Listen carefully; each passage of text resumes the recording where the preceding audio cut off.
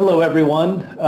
My name is Sean with RSA Solutions, and I'd like to welcome you to today's webcast featuring our production coach technology and a special guest, Mr. Kent Swenson, co-owner of Timberline Cabinetry and Millwork out of Manhattan, Kansas. Kent is also a panelist for today's webcast, and he'll be with us in just a little while, and I'll do a more formal introduction, but I want to let you see a video, a short video of something that we do at RSA Solutions to help our customers and prospects, the industry, and that is that we host factory tour events all over the place. We're going to do 16 factory tour events for Production Coach this year.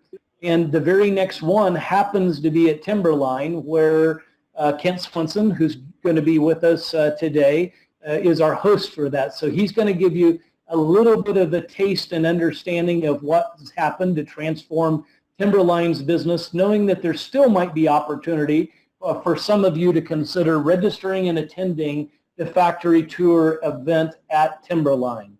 It is on the 18th, so it's only 6 days away, so we would have to make those decisions just so that you know. The video will tell you a lot, but a basic factory tour means we gather together roughly 10 o'clock in the morning. We have a little welcome time and get acquainted and understand what we're going to do for the day. We do a factory tour that lasts about an hour and a half, getting to see all the processes going on for a business.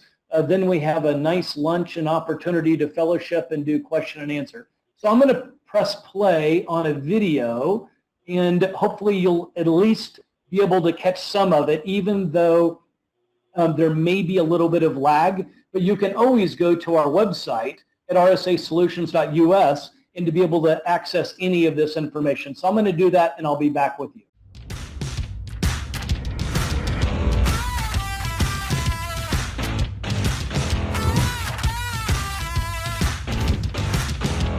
Everyone benefits every time they come to a different facility, especially being able to go through with a group of people. We're actually in the middle of, or kind of in the middle of implementing Production Coach, and we wanted to get ideas from other shops. You know, I say life's too short to figure it out on my own.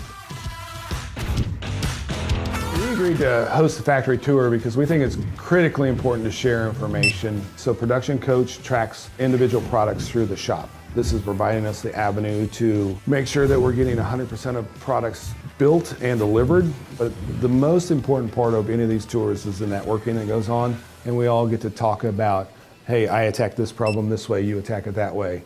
And I've never walked out of a factory tour not learning something. And we need to build this fraternity of people willing to share that information, and we're more than willing to participate in that.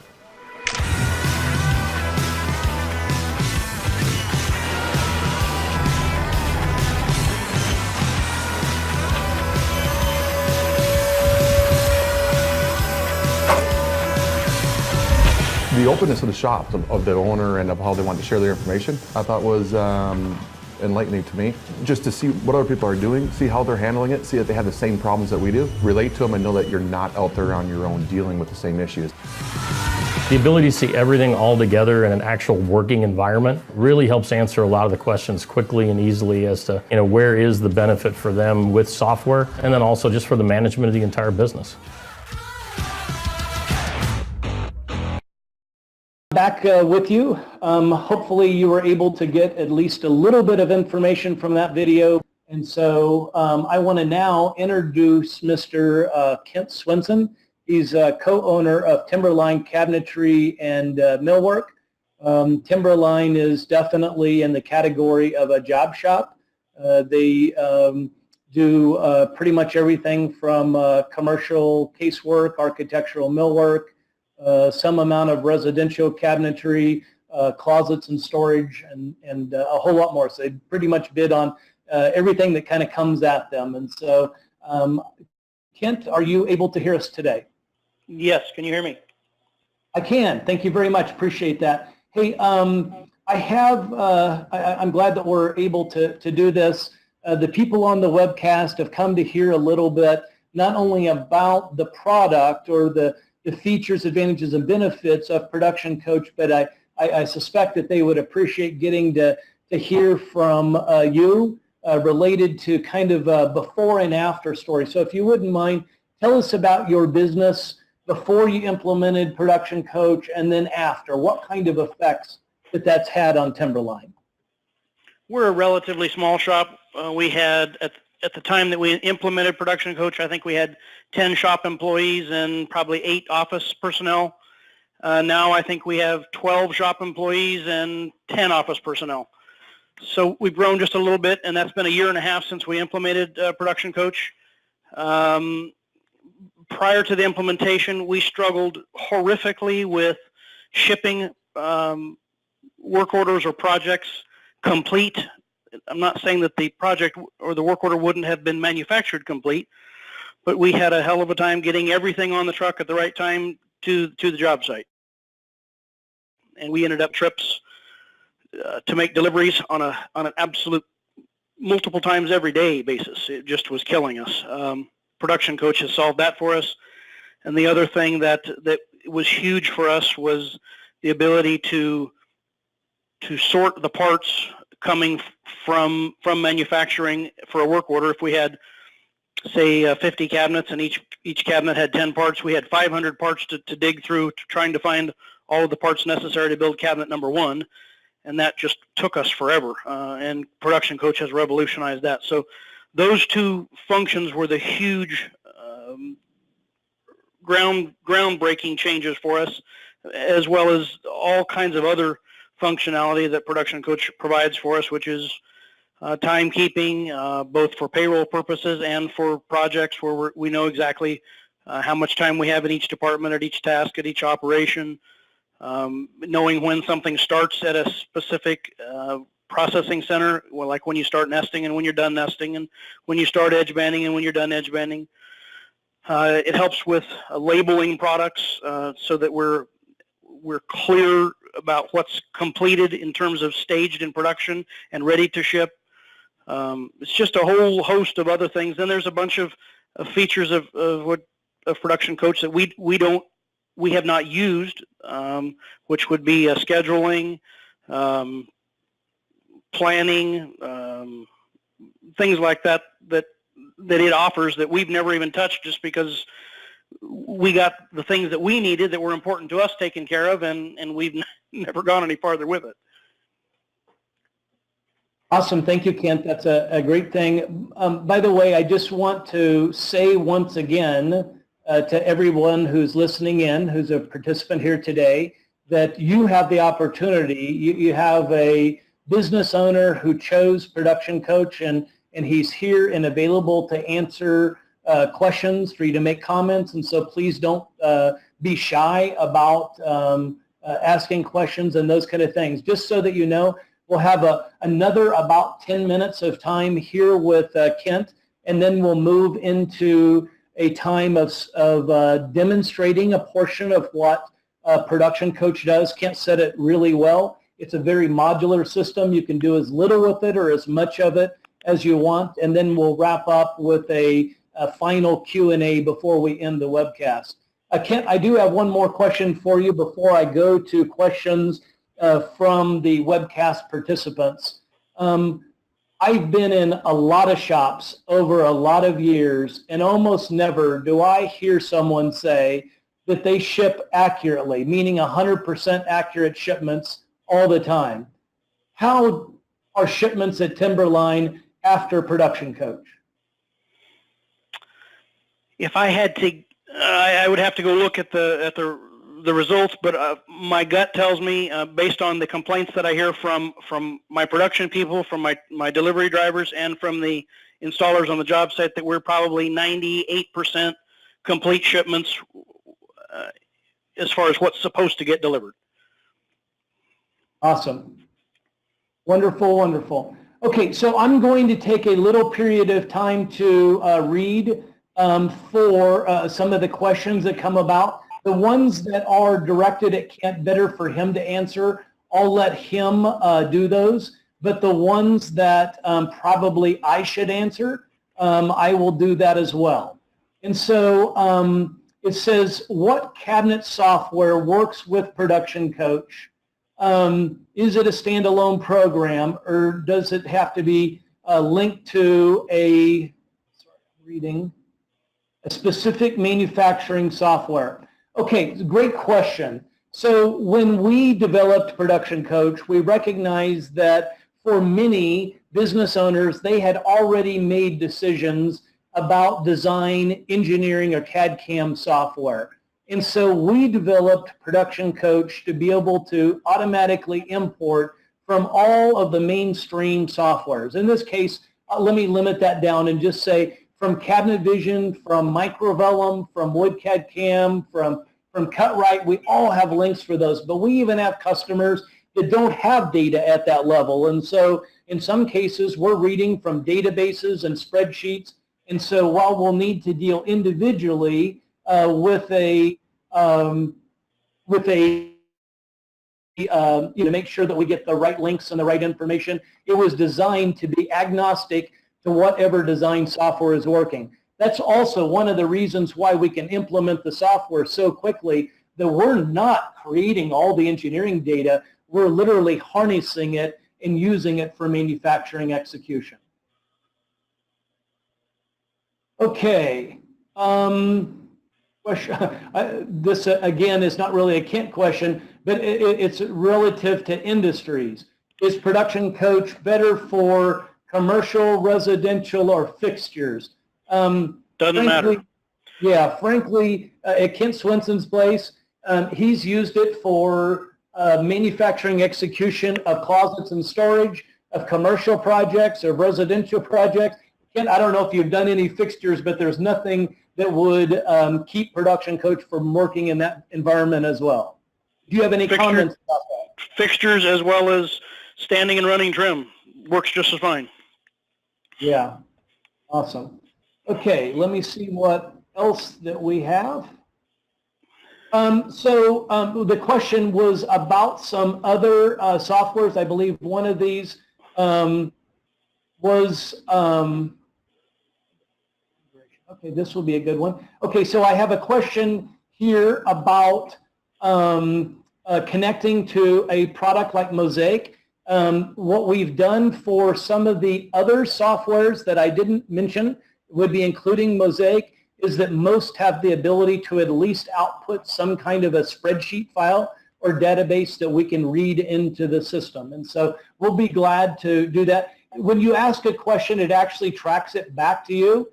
And so after the webcast, we can do a follow-up and give you more specific details about how a certain software could link, but certainly it's there. Okay, so Kent, for you, what kind of workflow do you have, and how difficult was the integration into your previous workflow? I'm not specific. I'm not sure what you mean by what kind of a workflow, but we start out with nesting. We don't have a beam saw. Parts run then to the edge bander, and then they run to our assembly department where we sort them into a per cabinet basis using Production Coach. At that point, then we horizontal bore and insert the dowels, attach the hardware, and put it in a cubby ready to assemble. So that's the main flow. Integration took, as I recall, it was 2 days on site. There's really nothing to set up or to build or create. It uses the data that's coming from, in our case, Microvellum or Wood CAD/CAM. It looks at it, it imports it. There's really nothing to do. So it's a pretty fast and painless process. Awesome. I want to help with the answer of this a little bit and see if we can maybe expand on this just a bit. Kent, what was your throughput of cabinets through your factory prior to Production Coach, and what is it post Production Coach?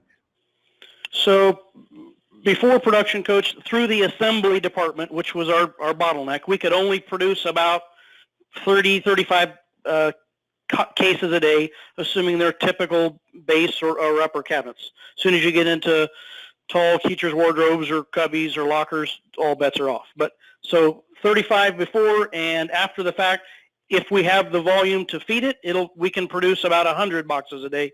So roughly 3 times the volume.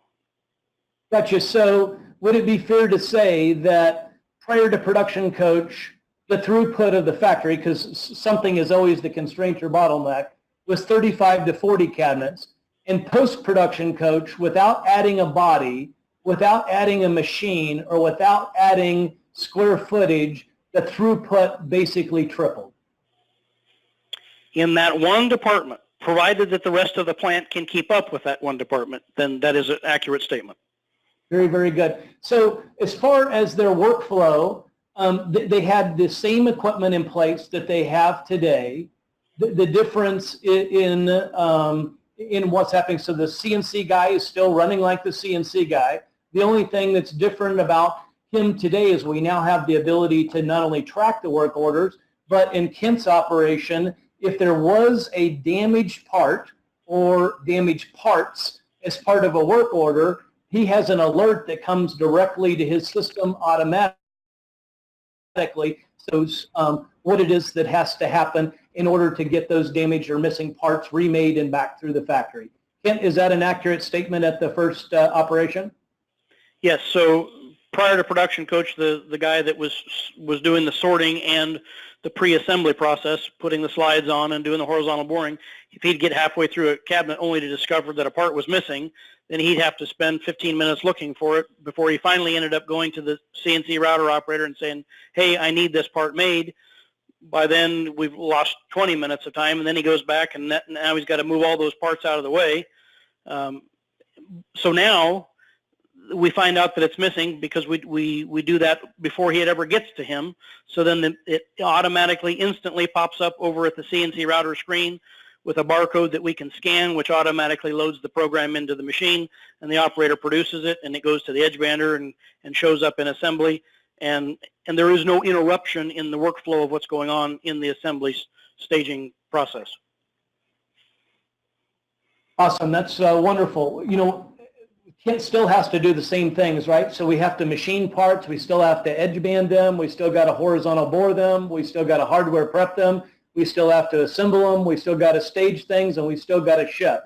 What I think that production coach does is with very little user interaction on the shop floor, now you have important information and things that help employees do their jobs. One time you made I'm kind of regurgitating a question a little bit here, but it was how do I say this? Electronic order. You made a statement about training of new employees. What was the problem before and after production coach with training a new employee on the shop floor? So as it specifically relates to the sorting process, which I think is where I made that comment, if I brought in a new employee who just started today, and I wanted them to sort parts, it was like nigh to impossible. Number one, they had no knowledge of what we're doing, so you'd spend an hour or so trying to help them learn what all these different parts that they're looking for are, and where to go look for them, and what to do with them. Now I can take somebody who comes in off the street, and in 5 minutes, because they're just handling a barcode scanner and they're scanning the label that's on the part, and the software tells them where to put it and what to do with it. They're productive for me in 5 minutes. Instead of, it would take days, if not weeks, to get somebody up to that productivity level before it. Awesome. Thank you very much. There's a number of questions that have come through that are going to get answered as I'm doing the demonstration of the software. So I'm going to skip those and keep going on through the ones that are I think relative to this discussion with Kent. One of these things says, is the software better for a small shop, or if you have large shops using this as well? Frankly, we have a quite wide range of customer by volume, by dollars, by a number of things that enable them to be able to use Production Coach. Again, it's a very modular system. As Kent mentioned, in his business, he's not yet using our work order scheduling, but at some stage he may. Some companies are doing a number of functions or things that others are not. And so at the smallest level of shops, they might still want to be able to know that a product was assembled and generate a product label and make sure that it got scanned onto the truck for shipping. In larger environments, they have more stations and more functions happening within them. And so I wouldn't say that there's necessarily a size of shop that's too small or a size of shop that is too large to be able to get benefits from Production Coach. But I can tell you this, generally we would look at a shop and say, if you haven't invested in computers, meaning if I don't even have a CNC in my shop, I'm probably not a candidate necessarily for utilizing all that can happen with Production Coach. Part of the reason for that is that would probably mean that I have no labels and no barcodes. If I don't have anything to scan, then there's only certain functions that I can do. But we have also customers that are very large in nature, some of those running full integrated ERP systems, that kind of stuff, but still utilize our Production Coach software. So I don't believe it matters whether you're residential, commercial, fixtures. I don't believe it matters if you're 2 million or 100 million. There is certainly a great place for Production Coach. Kent, do you have any statements about you've been using it as a manufacturer? If your business grew to 20 million, would you envision ever not using Production Coach? I can't see ever not using it, and I could, as long as you have a CNC router or a beam saw that's capable of labeling parts, even if it was only 2 people in the entire operation, it would still be a tremendous value. Awesome. So I want everybody to know this. So our time is up for this little time with Kent. I want to thank you, Kent, for joining us today. I look forward to seeing you on the 18th. I'm actually going to be personally at Timberline for the factory tour, and for those of you who have a good experience with today's webcast, you might want to consider being there. I can tell you it's an amazing facility. Even if you didn't get to see Production Coach, it still would be worth going. Timberline is one of the most organized and automated facilities that I have been in. It's clean, it's neat, everybody knows what they're doing all the time. Kent thinks constantly about how to improve processes, and as a result, it's probably one of the most profitable by margin businesses that I know in the wood industry. So I do hope that some of you decide to make a little journey to the middle of Kansas next week and join us for that factory tour. If not, we have other factory tour location stops planned for the rest of the year. So Kent, I'm going to move on to the software demonstration portion of this. Thank you again so much for being on. By the way, everyone, you can continue to use the chat to ask questions, and those will be recorded. If you note that you want an answer from Kent, I will forward those to him after the webcast. So I'll hang on here so that if you get questions at the end, then I'm available. Oh, perfect. Thank you so much. I appreciate that. So what you should be seeing on your screen is I made a variety of logins for today's demonstration purpose. I made a login of Production Coach to the office and want to display the kinds of things that you might do in the office. I made one, and I made a generic name called panel processing. Kent is doing nesting. He's not doing sawing and point to point. For some of you, you may be the opposite. I don't want to use a term like panel saw or nesting and exclude anyone, so I just used a generic name of panel processing. Also made a station for sorting so that we can talk about how we can greatly minimize the amount of material handling required to be able to sort parts by cabinet. And then we'll look at assembly and how we can automate that process, 3D visualization, generation of product labels, staging, and then finally shipping. So I'll work to get through those things today. Please don't be afraid to even ask questions during this time of presentation. Even if I can't get to all of them during this, at least we'll have them recorded and we'll be able to get back to you with those. So I want to explain what you're seeing on screen for just a moment. On the left-hand pane, this is the work order. So if I clicked on any one, you would see what's involved with that work order. They're separated by current work orders, service work orders, and completed work orders. When I highlight on any one of these, the upper section that I've just highlighted on screen and I'm waiting for some of yours to get caught up. Okay, I believe you can see that. These are what I would call the assemblies. And in the bottom section would be the items that when we imported the data in from whatever that source, could be almost any source that we utilize for it, as long as it's given us information about the products and parts and unique IDs, we can work with it. But these are the things that the system filtered to be loose. And so what I want to do is today, I want to begin by importing a job, and this is going to be called PM004. Not real inventive for it, but anyway, we'll bring that into the system and we'll see what happens when we have a new order in the system. So I'm waiting for your screen to show up.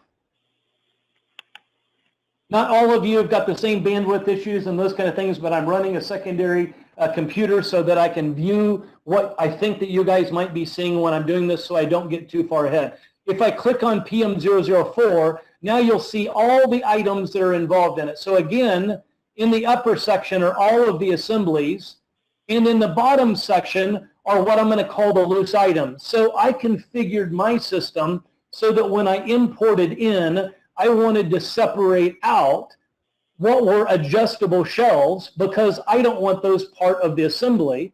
And I automatically generated from those what I'm going to call a kit for this. So if I clicked on any one of these, just to give you an example, not only did I make them loose, but I'll print a PDF to the screen since I can't let you see what I get printed. And so we'll take this and let you see this at a little bit bigger size here. So what you'll notice is that I generated a label that tells me that I have all of these parts are now associated with this barcode. So that means I could have wrapped these up and printed a label for the kit for that, so I've got something to scan on the truck.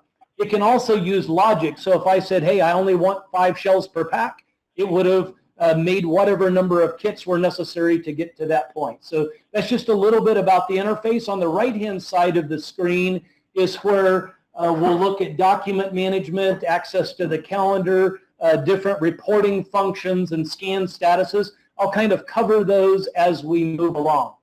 In the left-hand pane, the very first column happens to be the job status.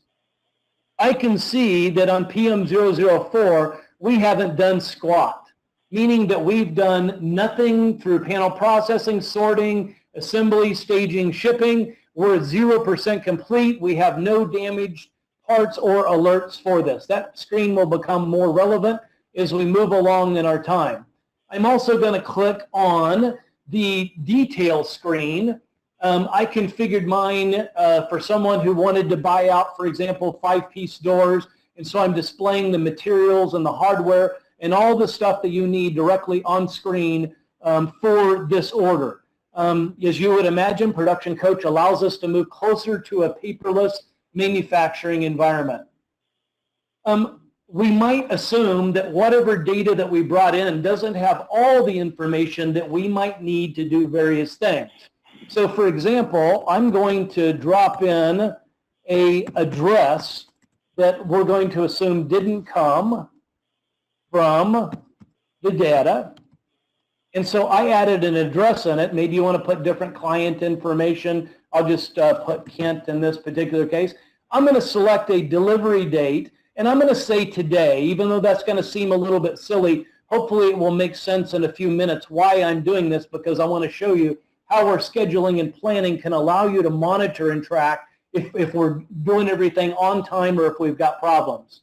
We utilize Google Calendar for being able to do our planning and scheduling, and so for that means that I can have multiple shippers, multiple installers. I can extend it to whoever I want. I'm going to say on this particular job, I want to use our truck, and I'm going to use install crew number 1, and then I'm going to go select a species.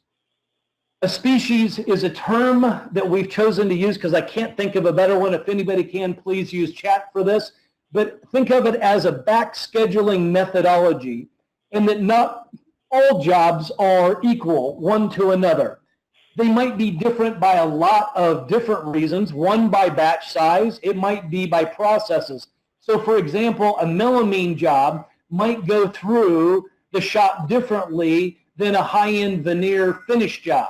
And so I made one for simple terms called 5-day production. You can have as many different back scheduling methodologies that you apply to different work orders that you want. And I'm even going to add a monetary value to this. The reason that I'm going to do this is when we're evaluating the production capacity at individual stations, for example, panel processing, I'm going to evaluate its production goals or its capacity by 3 different things. One is either the part or the product count. Number 2 is the sheet count, or 3, the dollars being pushed through it. So I give us 3 different metrics to look at the load that we're applying to those various departments. I actually saw through the questions that I had a number of people asking about the scheduling, and so I wasn't going to fit it into time, but I'm going to do a quick kind of example as to the way that this could work with Google Calendar. So what you're going to see is I don't run a live factory, and I am not going to pretend to you that I do, so there's only one entry that I have in my calendar. I can see this PM004 with my customer Kent and information about it. It happens to be white in its color. That's because that's a color that I chose for something that was only ready for manufacturing but hadn't started in process. I'll direct your attention to the bottom left corner of the screen, and you'll notice that I have some names of stations and some color coding to go along with those. You're able to have your own names, whatever quantity of stations you want, and your own colors for this. So, in fact, we see that panel processing is gray.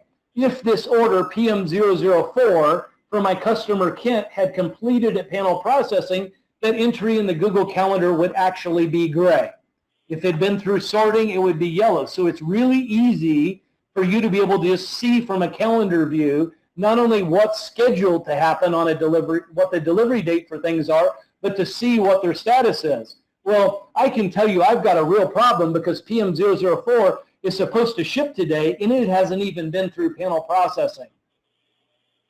Not only can we look at it from a standpoint of all deliveries, we could look at it from various ways. If I said, show me what's scheduled for pickup, you'll see that there's nothing on the calendar. However, if I look at our truck, we'll see that that's scheduled. Same thing for installs. I can see them all, but I could also see that installer 2 doesn't have anything scheduled. Progress is much the same way. I'm going to say I want to see what's shipped, staged, assembled, sorted in panel processing. The purpose of this is I want you to understand how this 5-day production species worked for back scheduling. It told me that to complete this and to have delivery by the 12th, that I really needed to start panel processing on the 6th. I need to be sorted by the 9th, assembled by the 10th, staged by the 11th, and ready to ship. The reason that you see red out to the right-hand side of these is that they're all behind schedule. That's a problem, right? So we don't want to do those things. Being Google Calendar, you know that we also have the ability to just drag and drop around whatever it is that you might want for finite scheduling process. I'm also going to turn this down and say I no longer want to see shipping, staging, assembly, or sorting, and that I only want to see panel processing. That's all that I'm doing at the moment.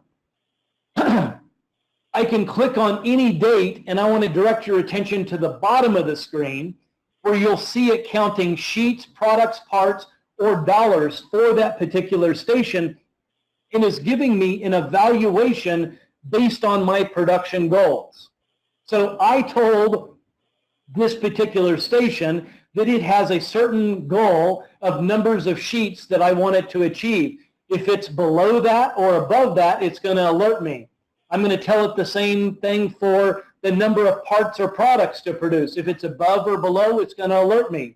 If it's green, it's good. Same thing for dollars. So I can have that for all of my stations and evaluations as we move across.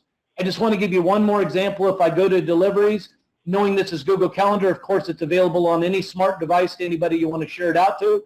I could even click into the entry, and if I wanted, I could see documents. So we use Dropbox as part of this, so I could open and see any documents right from clicking into it. If I'm a delivery driver and I click a button, I've now got turn by turn, instructions coming at me. You're a little bit behind. I'm going to slow down for a minute and wait for you to get caught up.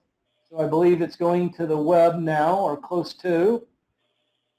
Okay, so you'll see that we actually have the address and all that kind of stuff into it. So there's a lot of great information and ways that this can help you with the planning. I had a customer called Franklin Builders make a testimony to us that prior to implementing Production Coach and the scheduling function via Google Calendar, they were at a 5-week lead time. Because they implemented this and utilized our technology for planning, they've cut their lead time down to 3 weeks. What an incredible market advantage.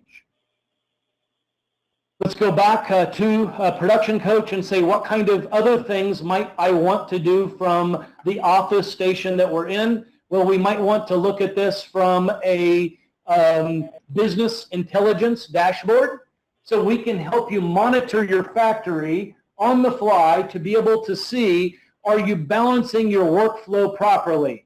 What does that mean? I don't want too much building up in between stations. I don't want stations running out of work, and I want to make sure that my factory is staying on track without having to go down and see every little stack of parts and what people are doing. I also want to measure things like the quality of manufacturing. I want to see the status of all of my ongoing projects. Not only can I run it in a real-time mode, but I can also run it in a deferred mode, meaning I can look at historical big data over periods of time. Maybe I want to know over the last 6 months of my damaged parts, what percentage are occurring at the edge bander. That could lead me to important information about I may need to do preventative maintenance or operator training or whatever it is. So lots of great information that's available also at your fingertips. What else might I do in the office? Well, I might say that I want to create packing lists. We imported this PM004 in a perfect world. I always want to ship complete work orders, but sometimes I don't. Kent, when he said 98% of the time, it's not because something got missed in Production Coach. It's because they had to back order it for a particular reason. So one click of a button and I could assign a packing list to this entire order. Let's say that we got a call from the job site that said, yes, but I don't want these certain items included in this packing list, but I do need something from even a completely different work order. Those have been now created and have been part of this packing list where I can assign trucks and all that kind of stuff. Just for a moment, I want to click also on the PM004 again. Notice that it's keeping track of what's been associated with the packing list. So now all that is available from PM004 is only the items that weren't part of the original packing list. So now we've made a couple of packing lists that we have to use later on in shipping as we move across this. I'm going to, at this point, close down the office, and I'm going to open up Production Coach to panel processing. We're at a 20-minute mark, and I want to allot enough time for us to be able to have a little bit of Q&A at the end of this. So I'm going to go a little bit quick through some of these. This one is the panel processing station. In the panel processing, we often are either linking directly to the controllers of the machines, or we are scanning the optimization patterns or the nesting patterns. Here I'm going to do a really limited one, and I'm actually going to scan on screen and let you see what happens. First of all, if I scan one of the barcodes, the only thing that changed on your screen is in the bottom right-hand corner, it says clock out. We also do timekeeping for the purposes of payroll and job costing, and we have an internal timekeeping plus a web-based, which means that just as your operator did the first action on that work order, it automatically clocked him in. I'm going to scan again, and we'll see that now we've updated the status of what we're doing. That this is a very small amount of stuff, and I only did it in a couple of scans just so that we could see this for today. But if we went now and we looked at the product, the job status, we would see that we're complete in panel processing. Again, lots of our customers would have a barcode for each optimization or each nesting, and or reading with direct feedback from the controllers. So we've made some progress. I'm going to clock out and close down panel processing at this point, and I want to spend a little bit of time here in what I'm going to call sorting. I want to set this up and re-describe what Kent talked to you about for just a moment. And let's say that we've released a batch of cabinets to production, and that happens to be a batch of 35 cabinets. And let's say that there's roughly 10 parts per cabinet, so that means we've got 350 parts moving through panel processing, probably grouped by like part type or edge band or material or something, but not sorted by product. That wouldn't be efficient for the other operations. So at the end of panel processing, I can just simply scan a barcode of any of the part labels. This, by the way, I'm demonstrating mobile sorting, but we also do this with fixed sorting racks as well. This is telling me, go get rack A. In this case, this work order was small enough that all the products are going to fit onto one cart. Had it been a larger order, such as the 35 cabinet order, it would have said, go get rack ABC or ADF. It knows which racks are full and weight. So I'm going to tell it, okay, what you should be seeing on your screen is that bin number 7 is flashing red. That tells the operator to place that part that he just scanned in bin number 7. I'm going to go away for a moment, and I'm going to scan some more barcodes. If you would watch, even though we've got a little lag, I think that we can see this happening.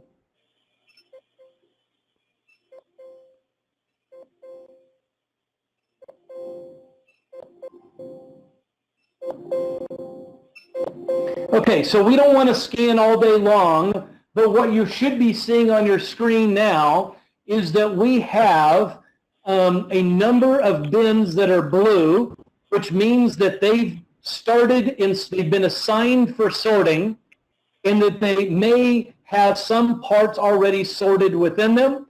And the bins that are gray were not assigned to a sorting, and the bin that is green means that it now has all of the parts necessary for assembly. If you're using a fixed rack, you might also want to have a second screen in reverse so that the person pulling for assembly would know which bin to pull from.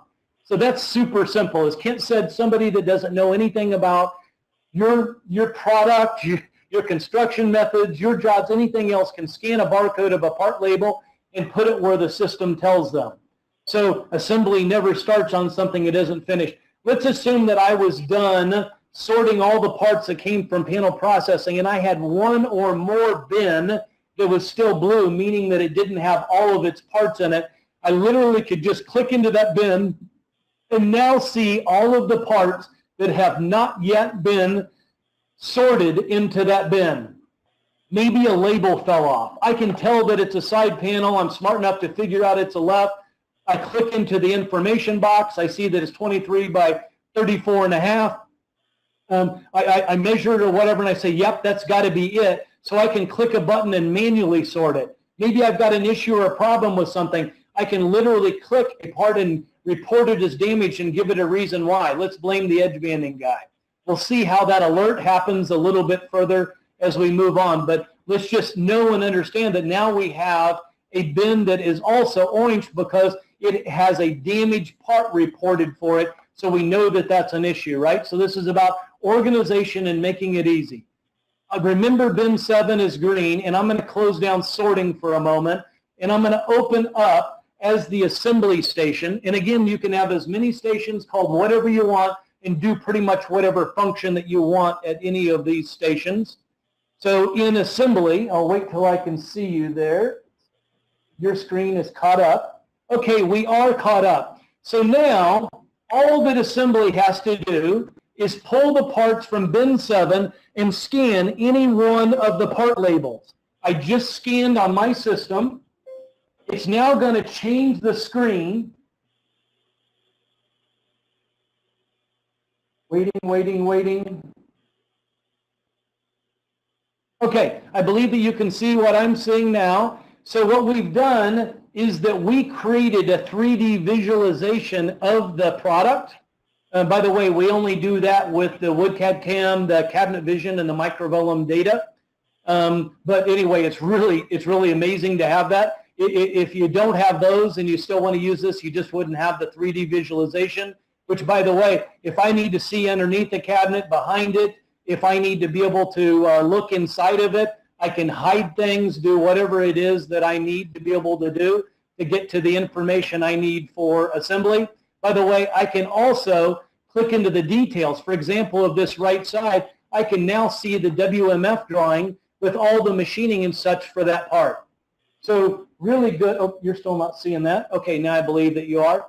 So there's lots of nice functions. So I show you all of the parts that you need for the assembly. I show you the doors and drawer fronts, the sub-assemblies, and all the hardware that you need to do. Notice under the status button that I also have changed the status to assemble. So in that one scan, that product has now been changed to assembled. Its status has been changed to assembled. And I've also now generated a unique product ID for this particular item. This label doesn't have a lot of information on it, but whatever information that we imported, we can have on the product label, available to the system. And so now we have available at shipping. If we wouldn't look at our status of what we have going on, we would see we're 100% done in panel processing and that we've done some sorting and assembly and that we're at 24% of the work order progress overall and that we have one damaged part in our system. So I'm going to clock out and shut down assembly. By the way, if you palletize, we can also create kits for the pallets and those things that we just don't have time to get to today, but I want us to get to shipping, which is an important one, and to make sure that we are able to ship 100% accurate. So I'm going to open up the packing list that we just made, and I'm now going to scan. By the way, before we do this, notice that my warning center popped up. Shipping is kind of a silly area for that, but for today's demonstration, I wanted you to be able to see that the alert pops up on the screen, makes it self-evident that there's something here. I can see that at PM004, I had a damaged part. It was damaged by edge banding. The station that reported it was sorting. It affected one product, and I can even click out and see the details, even to the barcode or the individual part program to be able to generate this. So I know all the details that I need to take corrective action, and I'm going to tell it in my case how I've made that correction. So back to this, and I'm going to say that I want to open up the packing list, and I'm just going to move this around a little bit for you to be able to see a little bit better. And I'm now going to scan a barcode of a product label at shipping. So now it's going to give me positive F.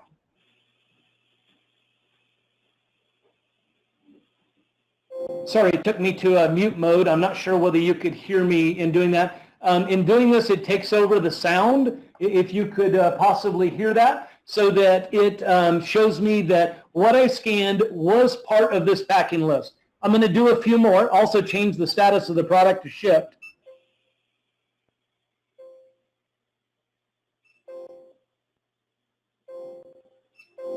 Okay, so I've done those four at this point. I want you to also see what would happen if I tried to scan a barcode of something that had already been scanned onto the truck. It's now going to flash me and warn me and say, hey, what's going on? This has already been scanned into this packing list. I want you to see what would happen if I tried to scan a product label or kit label onto a truck for a packing list that it wasn't supposed to be on. It is going to notify me. It's flashing in red. This is not in the same packing list. What you just scanned is to packing list 1, not packing list 2. So the end results of this are before the truck shuts the doors and pulls away, that I have a report. So now I've got a shipping document that tells me I had 22 items in this work order to ship, and I've only shipped 4 of the 22. By the way, you're lagging behind, but catching up soon. And so you can see that we can ensure that that truck door never shuts without you being fully aware whether everything was loaded onto that truck or not. There's many more things that we could talk about and show and do, but for the purpose of this webcast, I'm going to go back to a question and answer time. And so hopefully that can be a really, really good experience. And before we're done, I'll give you some final instructions for this. So, okay, there was one that just said material, so I don't know what that one is. And so if we were talking about different different ways of being able to do scheduling, I'm guessing this is what this is for, a PL1 to a wood 2, so you can have as many different back scheduling methods as you would like.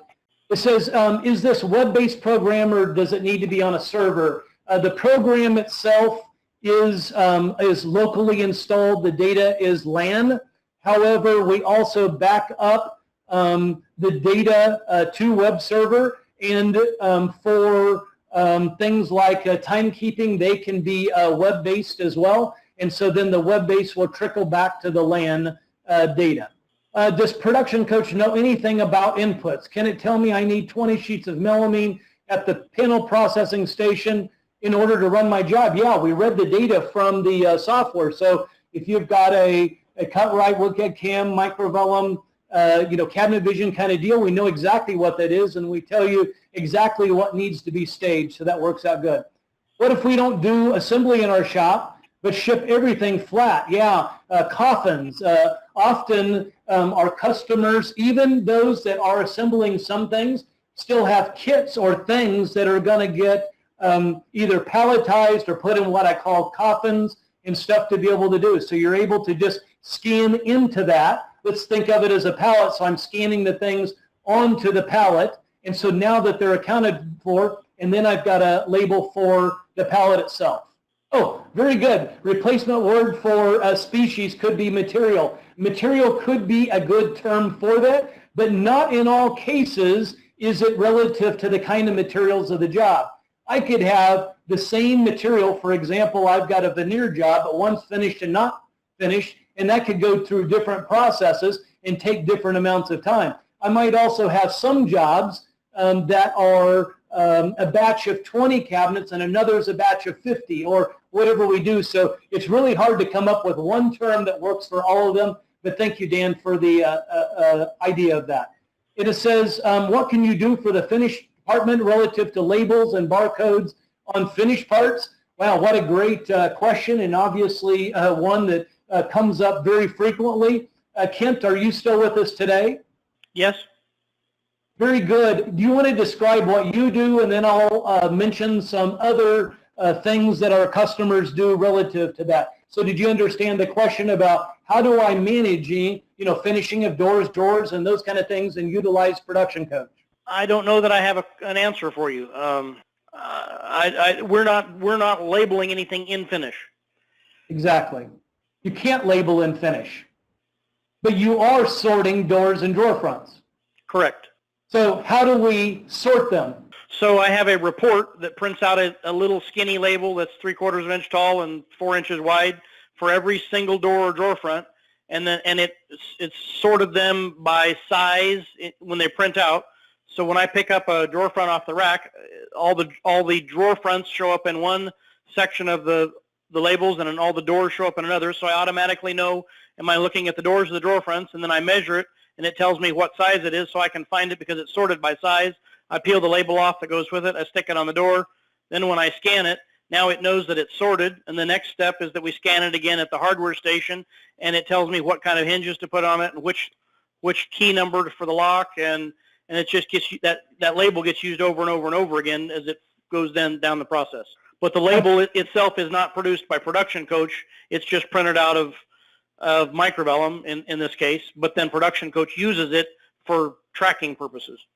Yeah, so let's be really clear about this when we talk about labels. So Production Coach can utilize the labels that are generated by other softwares, the Cabinet Visions, microvellum, woodcut cam, cut-right kind of stuff. So it can use those. However, it does create the labels for you for any part that you need, any kit that you need, any pallet that you need, any product that you need. And so it has functions to do it, but it can also use what you have. I want to give you a couple more examples in finishing, because this solid wood side of things is kind of a unique strategy for people for items that are going to go through processes like sanding or finishing.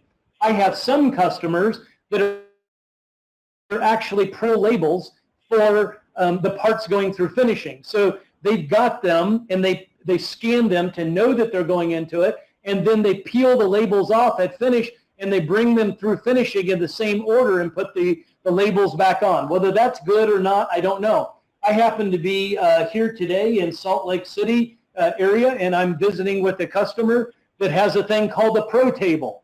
And I'm not promoting any particular thing, but it's just how they solved it. It has the ability to import a door list that they need and from their design software. And this, when they put this door on the table, it measures the door and accounts for it in the system. It says, aha, this is what the door is. So there's a variety of ways to attack it, and we certainly can help you talk through the logistics of how you might want to be able to do that for your factory. I see that we're down to our final minute, so I want to give you a couple of instructions before we go. First of all, I want to thank you for attending today's webcast. I really enjoy it. If you can't tell from my voice, I love Production Coach.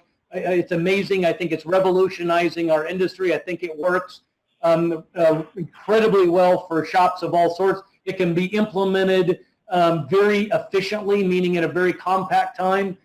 Kent mentioned a couple of days in his facility. I'm working on a project now that's a 5-day implementation, but even at that, that's relatively short in the implementation cycle of software and in those kind of things. So anyway, it's really a great pleasure that you guys joined. I hope that you give some consideration to coming to Timberline on the 18th or one of our other factory tours and seeing this in a live production environment. What you get to see through this demo, especially through internet lag and those things, is okay. But getting to see this in a factory and to see the great organization and stuff that Kent has done for Timberline and just get a chance to meet one of the smartest guys in our industry, I believe, is a great pleasure. So anyway, really do appreciate. I have to admit something to you that I don't know the answer to. So I really do appreciate you being part of this today. I thank you so much. Take care and God bless.